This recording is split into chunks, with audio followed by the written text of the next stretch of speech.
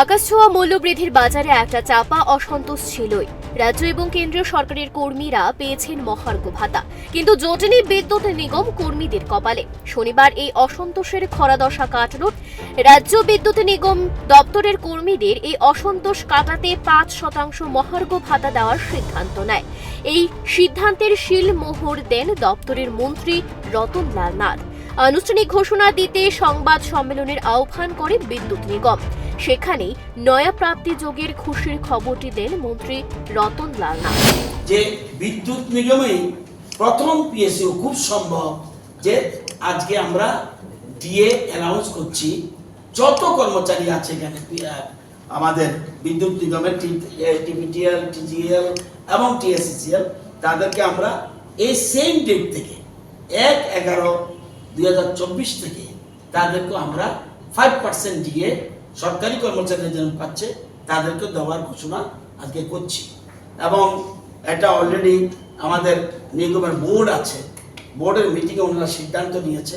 আমাকে বলেছে স্যার আপনি আসবেন, আপনি নিজে অ্যানাউন্স করে যাবেন। আমরা এই সিদ্ধান্ত নিয়েছি, আমরা সেই জন্য আজকে এখানে আমাদের ডাকা। রাজ্যে বিদ্যুৎ নিগমের আয় বাড়ছে। দপ্তরের ওপর স্তর থেকে নিচু স্তর পর্যন্ত কর্মীরা অক্লান্ত পরিশ্রম করে বিদ্যুৎ নিগমের আয়ের ভাড়ার পূর্ণ করছে। গত এপ্রিল মাস থেকে এই উন্নতির গতি বেড়েছে। বেআইনি বিদ্যুৎ সংযোগ ছিন্ন করা সহ জরিমানার অর্থ আদায়ে দারুণ সাফল্য অর্জন করেছেন দপ্তরের কর্মীরা। দপ্তর কর্মীদের সাফল্যের খতিয়ান তুলে ধরে মন্ত্রীর কি বক্তব্য শুনুন। ১ এপ্রিল ২৮ নভেম্বর ২৪ থেকে এরই মধ্যে ৫৪০টি হুকলাইন বিরোধী অভিযান সংগঠিত করেছে এবং ৩০৪১টি হুকলাইন বিচ্ছিন্ন করেছে। আগের দিকে হয়নি, কিন্তু এপ্রিল থেকে ব্যাপকভাবে কাজ শুরু করে দিয়েছে। মিটার পরীক্ষা করা হয়েছে ৩৮১০টা। বিদ্যুৎ চুরি ধরা পড়েছে ৫৩৯টা।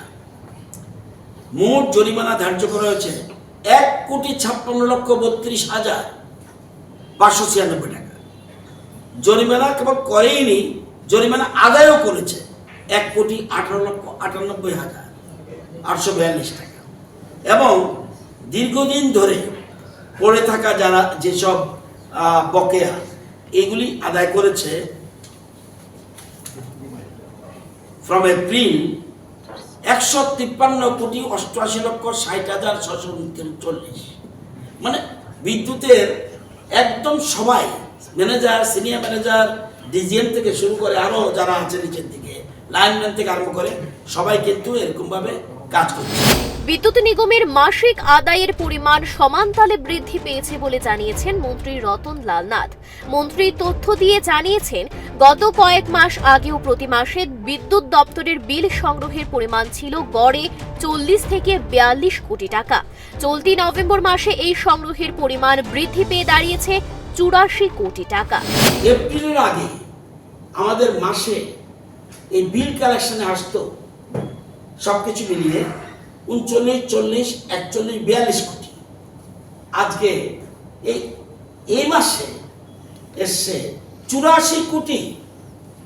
তার মানে আগে অবহেলা ছিল, অস্বীকারের কারণে এখন এবং কর্মীরা কাজ করছে। মন্ত্রী রতনলাল নাথ সংবাদ সম্মেলনে একদিকে যেমন দপ্তরের নানা ক্ষেত্রের সাফল্যের কথা তুলে ধরার চেষ্টা করেছেন, ভিন্ন দিকে বিদ্যুৎ নিগম গ্রাহকদের কতটা কি সুযোগ দিচ্ছে তারও একটা তুল্যমূল্য খতিয়ান সামনে এনেছেন।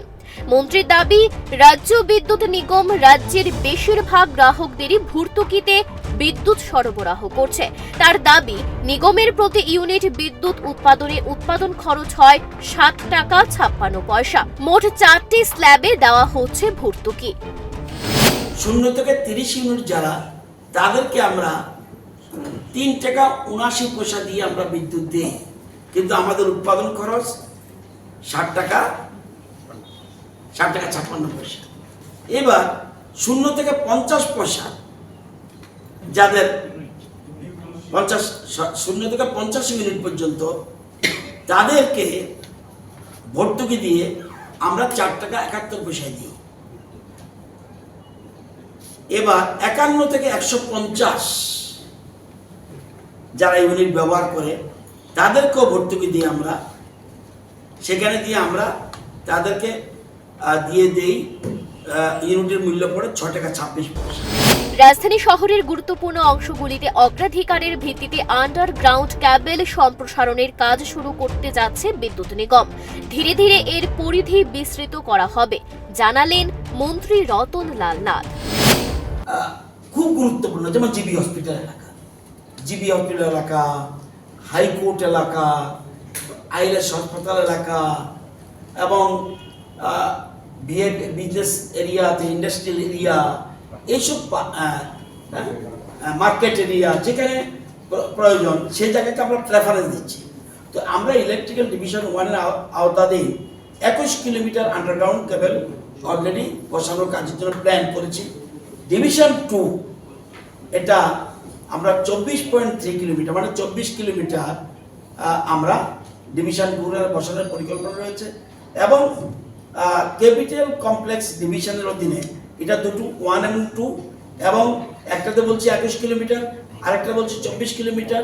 আর ক্যাপিটাল কমপ্লেক্স ডিভিশন একটা আছে, সেখানে 11.15 কিলোমিটারের 15 কিলোমিটারে আমরা সেখানেও আন্ডারগ্রাউন্ড কেবল বসানো এবং আশা করি আগামী বর্ষার আগেই এই কাজগুলি আমাদের শেষ করার উদ্যোগ আমরা নিচ্ছি। রাজ্য বিদ্যুৎ নিগমের আয় বৃদ্ধির পাশাপাশি ব্যয় কমানোর পথেও হাঁটছে, জানালেন মন্ত্রী। 73 কোটি এখন কিন্তু আমাদের আয়টা বাড়িয়ে আমাদের ব্যয়টা আমরা কমাচ্ছি। এটা খুব কঠিন কাজ, সাধারণত নর্মাল করছে খরচও বেশি বাড়ে। মন্ত্রীর ঘোষণা অনুযায়ী রাজ্যের সামগ্রিক বিদ্যুৎ পরিস্থিতি দ্রুত অগ্রগতির দিকে ছুটছে। সংবাদ সম্মেলনে জানানো হয়েছে, বিদ্যুৎ দপ্তরের কর্মীদের অক্লান্ত প্রচেষ্টায় নিগমের সামগ্রিক উন্নতি হচ্ছে। মন্ত্রী সুকৌশলে এও স্মরণ করিয়ে দিলেন যে বিদ্যুৎ দপ্তরের কর্মীদের আমদানি বাণিজ্য বৃদ্ধির জেরেই এই অসময়ের প্রাপ্তিযোগ। ভবিষ্যতেও প্রাপ্তি যোগের আশা থাকতে পারে নিগমের আয়ের পরিধি বিস্তৃত করার মধ্য দিয়ে। এখন প্রশ্ন হলো, বিদ্যুৎ নিগমের আয় বৃদ্ধি নিঃসন্দেহে খুশির খবর, কিন্তু খবরের ভেতরের যে খবর তা হলো ফেলো করি মাখো তেল, অর্থাৎ বিদ্যুৎ কর্মীরা নিগমের আয় বৃদ্ধি করার নেশায় সাধারণ মানুষের ওপর চাপ বাড়াতে বাধ্য হবেন। তাতে আয় বাড়াতে সাধারণ মানুষের ওপর কথায় কথায় জরিমানার খড়গ নেমে আসবে না তো?